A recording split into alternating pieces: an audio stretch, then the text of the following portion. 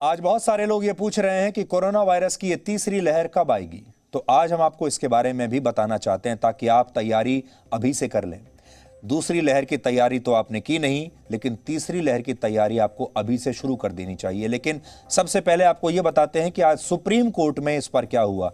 ये भी सोचिए कि हमारा कितना बड़ा दुर्भाग्य है कि दूसरी लहर हो या तीसरी लहर हो, इसकी तैयारियों के लिए आजकल दिन भर या तो हाई कोर्ट्स में बहस चलती रहती है या सुप्रीम कोर्ट में बहस चलती रहती है। यानी तैयारियां भी अदालतों के जरिए हो रही हैं। सुप्रीम कोर्ट में आज जब दिल्ली में ऑक्सीजन की कमी और देश के मौजूदा हालात को लेकर सुनवाई चल रही थी, तब जस्टिस DY चंद्रचूड़ ने कोरोना की तीसरी लहर को लेकर चिंता जताई। उन्होंने केंद्र सरकार से पूछा है कि अगर तीसरी लहर में बच्चे संक्रमित हुए तो सरकार क्या करेगी। क्या सरकार के पास इससे निपटने के लिए कोई इमरजेंसी प्लान है। सुनवाई के दौरान सुप्रीम कोर्ट ने जो बड़ी बात कही है वो ये कि बच्चे खुद अस्पताल नहीं जा सकते। ऐसे में अगर तीसरी लहर में वायरस ने बच्चों पर हमला किया तो सरकार इस स्थिति को कैसे संभालेगी और बच्चों की जान कैसे बचाई जाएगी। यहां ये सवाल हम आपसे भी करना चाहते हैं कि तीसरी लहर, ऐसा बताया जा रहा है कि बच्चों पर बड़ा हमला करेगी और बच्चे तो खुद अस्पताल भी नहीं जा सकते, बच्चे अपना ख्याल भी नहीं रख सकते। अभी तो जो बड़े लोग जा रहे हैं, लेकिन सोचिए अगर बच्चों को अस्पताल में भेजना पड़ गया और बच्चों को आइसोलेशन में रखना पड़ गया, तब आप लोग क्या करेंगे। इसलिए बार बार हर रोज हम आपको ये बता रहे हैं कि तीसरी लहर के लिए अपने आप को मजबूती से तैयार रखिए, क्योंकि इस बार ये लहर बच्चों को नुकसान पहुंचाएगी। और कोई भी परिवार में जो बड़े लोग होते हैं वो अपने ऊपर तो बड़ी से बड़ी मुसीबत सह लेते हैं, बड़े से बड़ा दर्द सह लेते हैं, लेकिन जब बच्चों को कुछ होता है तो इससे बड़ा दर्द किसी के लिए होता नहीं कुछ।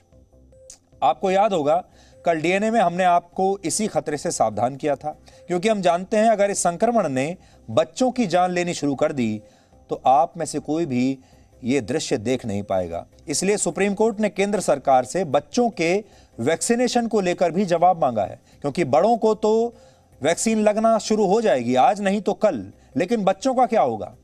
और जैसा हमने आपको कल भी बताया था कि मौजूदा परिस्थितियों में बच्चों के लिए इस समय हाल फिलहाल कोई वैक्सीन आने की उम्मीद बहुत ही कम है। अभी ज्यादातर वैक्सीन अंतिम चरण में है जो बच्चों के लिए बन रही हैं, शोध हो रहा है जिन पर। और जो एक वैक्सीन अमेरिकी कंपनी फाइजर ने बनाई भी है, उसकी भारत में एंट्री अभी काफी मुश्किल है, इसमें बहुत समय लगेगा, क्योंकि भारत में फिलहाल फाइजर की उसी वैक्सीन का इस्तेमाल शुरू नहीं हो पाया है जो 18 साल से ऊपर के लोगों के लिए बनी है। यानी अभी तो वही नहीं आई तो बच्चों वाली तो पता नहीं कब आएगी। इसलिए मोटे तौर पर अब हमें यह सोचना है कि तीसरी लहर कब आएगी, क्योंकि अगर इसके आने में अभी समय है तो संभव है वैज्ञानिकों को बच्चों की वैक्सीन के लिए कुछ समय मिल जाए बनाने के लिए। यानी संकट की इस घड़ी में भी समय ही सबसे कीमती है। आपको जितना ज्यादा समय मिलेगा तैयारी के लिए उतना ज्यादा अच्छा होगा।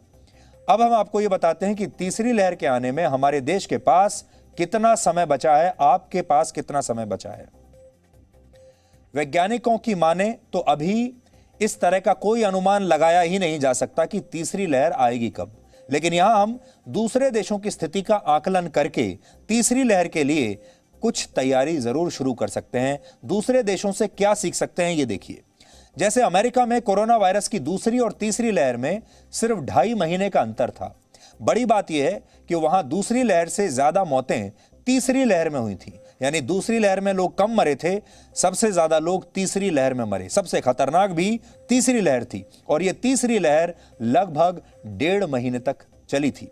यानी अगर भारत में इस वायरस ने अमेरिका जैसा ही व्यवहार किया तो मुमकिन है कि अगले 2.5 महीने में भारत में भी कोरोना की तीसरी लहर आ जाए। और यह भी संभव है कि दूसरी और तीसरी लहर में ज्यादा दिनों का अंतर ना हो, यानी आपको पता ही नहीं चलेगा कि दूसरी लहर कब समाप्त हुई और तीसरी कब शुरू हो गई। इस पूरी बात को इस चित्र से समझिए। अमेरिका में कोरोना वायरस की दूसरी लहर 45 दिनों में ही समाप्त हो गई थी और वहां मामले कम होने लगे थे, जबकि भारत में इस महामारी की दूसरी लहर को अब 60 दिन से भी ज्यादा हो चुके हैं। लेकिन वैज्ञानिकों के मुताबिक इस लहर का पीक अब तक नहीं आया है। अब भी हम इंतजार कर रहे हैं कि इस लहर का पीक कब आएगा। अब यहां 2 बातें समझने वाली हैं। पहली बात यह कि संभव है जब दूसरी लहर का पीक आएगा तो उस पीक के साथ ही तीसरी लहर भी तुरंत शुरू हो जाए। और दूसरी बात यह कि दूसरी लहर के जाने के बाद तीसरी लहर कुछ समय के बाद आ सकती है, क्योंकि भारत में अब तक आई 2 लहरों के दौरान ऐसा ही देखा गया है। भारत में कोरोना की पहली और दूसरी लहर में लगभग 6 महीने का अंतर था। ये 6 महीने का अंतर वो था जब आप सब लोगों ने ये सोच लिया कि कोरोना तो यहां से भाग गया, हमने कोरोना पर विजय प्राप्त कर ली और कोरोना ने दुनिया भर में तो तबाही मचाई, लेकिन भारत का कुछ नहीं बिगाड़ सका, क्योंकि भारत के लोग इतने मजबूत हैं, हमारी इम्यूनिटी इतनी मजबूत है और हम लोग बिल्कुल सारी सावधानियों को छोड़कर बैठ गए और फिर कोरोना वापस आया। आज बहुत सारे लोग ये सवाल पूछ रहे हैं कि वायरस की तीसरी लहर दूसरी लहर से कैसे अलग हो सकती है। इसे समझने के लिए आपको पहले ये जानना होगा कि वायरस इंसानों की तरह नहीं होता। वायरस अपना व्यवहार लगातार बदलता रहता है, जबकि अधिकतर इंसान अपनी पूरी जिंदगी के बाद भी अपना व्यवहार बदल नहीं पाते। ये बड़ा अंतर आप समझिए। वायरस लगातार अपना व्यवहार बदलता है और हम इंसान जीवन भर अपने व्यवहार को बदलने के लिए संघर्ष करते रहते हैं, फिर भी बदल नहीं पाते। कितने लोग तो कितने सारे मेडिटेशन करते हैं, कितने सारी क्लासेस अटेंड करते हैं, कितने सारे धर्म गुरुओं के पास जाते हैं और न जाने क्या क्या करते हैं कि हम अपना व्यवहार बदल सकें, लेकिन फिर भी बदल नहीं पाते। जैसे एक बार बन गए जीवन भर वैसे ही बने रहते हैं। अगर लापरवाह बन गए तो जीवन भर लापरवाह ही रहते हैं। वायरस हर लहर में अलग व्यवहार करता है, अलग बर्ताव करता है। जैसे पहली लहर में ये हमारी इम्यूनिटी से लड़ रहा था, लोग आसानी से ठीक हो रहे थे। दूसरी लहर में अभी ये जो इम्यूनिटी है हमारी, उसको बहुत आसानी से हरा पा रहा है। पहली लहर में इतनी आसानी से हमारी इम्यूनिटी को भेद नहीं पा रहा था और तीसरी लहर में इसका यह व्यवहार भी बदल जाएगा। और एक स्टडी ये कहती है कि तीसरी लहर में बहुत सारे वेरिएंट्स होंगे और हर वेरिएंट इंसानों पर एक अलग तरह से हमला करेगा। यानी किस इंसान पर कौन सा वेरिएंट हमला करेगा ये कोई नहीं जानता और हर हमला अलग होगा।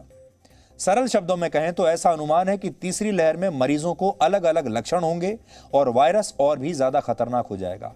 हालांकि ये अभी सिर्फ आकलन है, ऐसा होगा ही ये जरूरी नहीं है, क्योंकि दुर्भाग्यवश कोरोना वायरस को लेकर पुराना कोई शोध हमारे पास है नहीं। हमारे जो वैज्ञानिक हैं, डॉक्टर हैं, वो भी लगातार दिन पर दिन हर रोज नए शोध कर रहे हैं और वो भी अभी सीख ही रहे हैं इस वायरस के बारे में। दुर्भाग्य ये है कि जब तक वो इसके बारे में कुछ सीखते हैं तब तक ये अपना रूप बदल लेता है। लेकिन जो जरूरी बात है वो ये कि अभी आपको एक नहीं डबल 2 मास्क लगाकर रखना है।